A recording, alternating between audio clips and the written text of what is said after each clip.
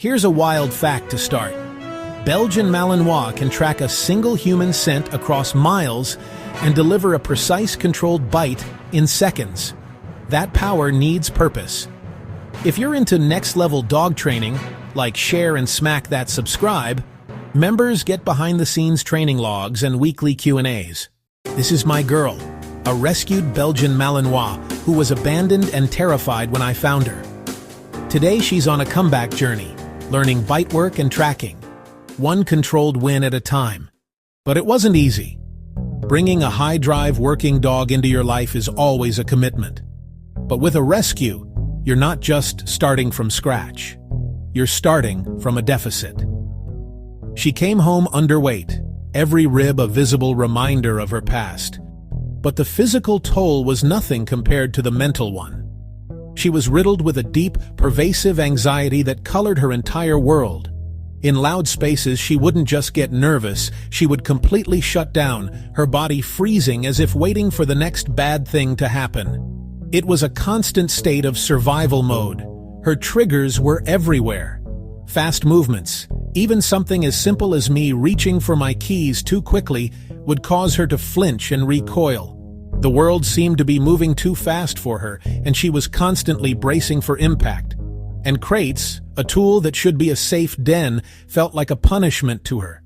The sight of one sent her into a panic, pacing, whining, desperately trying to avoid the confinement that she clearly associated with abandonment and fear.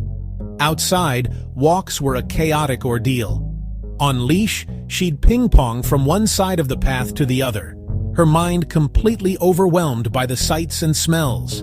There was zero focus, just maximum stress. Every walk was a battle against her anxiety, not a chance to bond or explore. But the worst part, the most dangerous challenge for a future protection sport partner? She didn't trust hands near her mouth. This wasn't just a preference, it was a deep-seated fear. Any attempt to give an out command to release a toy felt like a fight. She'd clamp down, her body rigid, turning a simple training exercise into a confrontation. Without a reliable out, safe bite work is impossible. In new environments, this anxiety would escalate instantly. Her ears would go up, her eyes would lock onto a perceived threat. And boom! She'd spiral into a state of overstimulation, unable to hear me or disengage. Training an abandoned dog means you have to rebuild an entire world they think has already failed them. It's about convincing them that this time, the rules are fair and the leader is trustworthy. So, I had to slow everything down. We went back to absolute basics. I had to teach her that the world could be predictable and safe, that food appears reliably, that people can exist nearby without being a threat, and most importantly, that work isn't pressure. It's fun. We started with long, quiet decompression walks in nature, letting her sniff and just be a dog without any demands. We introduced place training, giving her a designated spot to go to learn how to switch off her brain and lower her own arousal. And we built our entire communication system on simple, clear marker work. The clicker meant one thing and one thing only. Yes, that's right. And a reward is coming every single time. There were no heroics, no complex drills or fancy techniques. It was just reps, rhythm, and a tremendous amount of patience. We were laying a new foundation, one brick at a time, building a language of trust where there was none before. It took time, but slowly she began to believe in the system. She learned that I was predictable, that the rules were fair, and that she was safe. Once she trusted the system and trusted me, that's when we could finally start to build the engine. With our foundation solid, it was time to explore the work she was bred for. For bite work, my entire philosophy revolved around one word: clarity. It's not about aggression, it's about communication and control. We started with the absolute basics, focusing on clean, precise targeting on a bite wedge. This initial step is crucial. It teaches the dog the exact target, building a muscle memory that prevents sloppy or unsafe bites later on. I wanted to see a full, calm grip. A frantic, chomping bite indicates anxiety or over-arousal, but a calm, firm grip shows the dog is thinking, confident, and in control of its faculties. This is the state we aim for, a thinking dog, not just a reacting one. The other side of that coin is the release. We drilled a fast, clean out on command, followed by an immediate rebite. This sequence is non-negotiable. It teaches the dog that letting go doesn't end the game. It's simply part of the rules. The rebite becomes the reward for the out, creating a powerful feedback loop that makes the release command reliable even under extreme pressure. Safety is paramount, so I carefully conditioned the muzzle, making it a positive piece of equipment, not a punishment. This allowed her to work safely around environmental triggers without risk, building her confidence and my peace of mind. From the wedge, we graduated to a hidden sleeve with a professional decoy. This is a huge step, moving from a clear target to a more realistic scenario. Every session was meticulously managed, with the dog always secured on a back tie or a long line. These tools aren't restrictions. They are safety nets that allow the handler to focus on teaching and the dog to focus on learning without the possibility of a mistake escalating. The mantra was always, pray, drive on, brain on. We had to channel all that incredible intensity with clear, unshakable rules. Every single send was preceded by a calm sit, teaching impulse control. The bite happened only on my cue, never before. The out was immediate and on the first command. And the rebite? That was only earned through perfect obedience. This structure turns raw drive into a reliable, controllable skill. In parallel, we developed her nose work. For tracking, I built the foundation on a simple scent pad.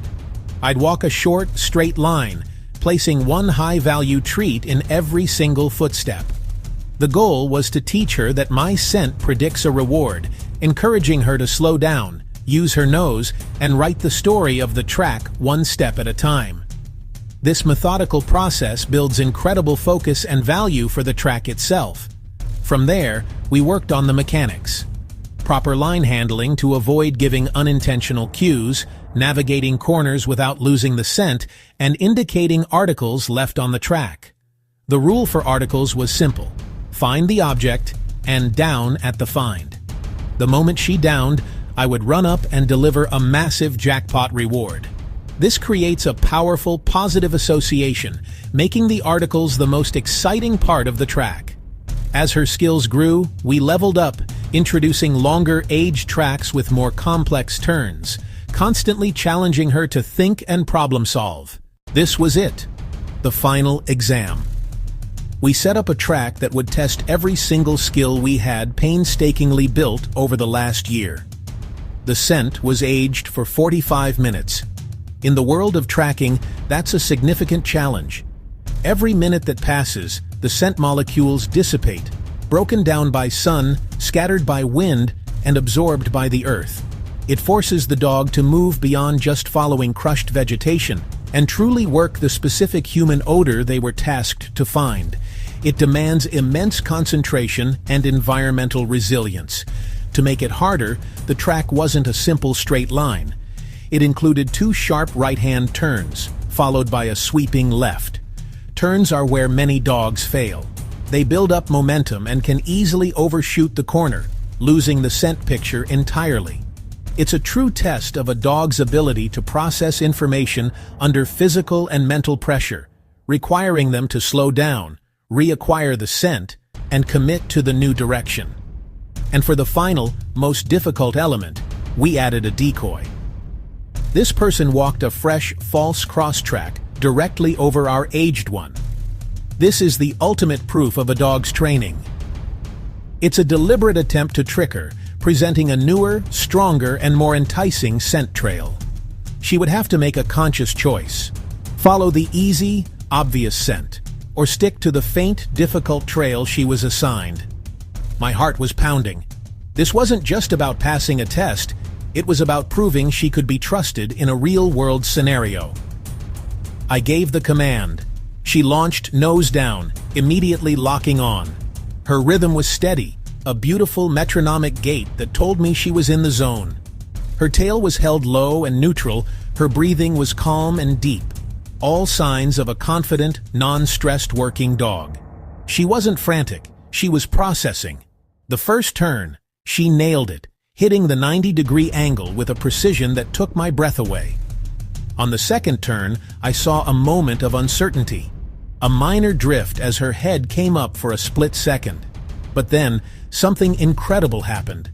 She stopped, circled once, put her nose back down, and decisively self-corrected, driving hard back onto the line. That wasn't me guiding her. That was her, problem-solving independently. Then came the cross-track. I felt the line go slack for a moment. She paused, her nose working overtime, analyzing the conflicting information. This was the moment of truth. She took one step toward the false track, then stopped, shook her head as if to say, "Nope, not the one," and powered right through it, staying true to the original scent. 100 yards later, at the article, she dropped into a perfect down, indicating the find. She didn't touch it, didn't fidget. She just looked back at me, her eyes clear and bright, as if to say, "Payment, please." The relief and pride I felt were immense. Jackpot. We finished at the target, and the decoy popped out for a controlled engagement. This was the second half of the test. Could she transition from the cerebral work of tracking to the physical, high-arousal work of a bite?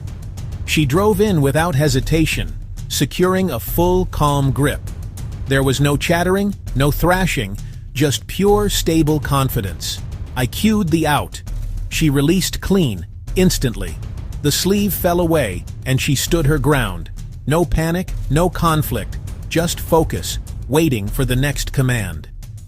This is what we train for, a dog that is not only powerful, but also clear-headed. I gave the rebite cue. She re-engaged with the exact same precision, then out again on command, and we heeled away like it was just a casual walk in the park.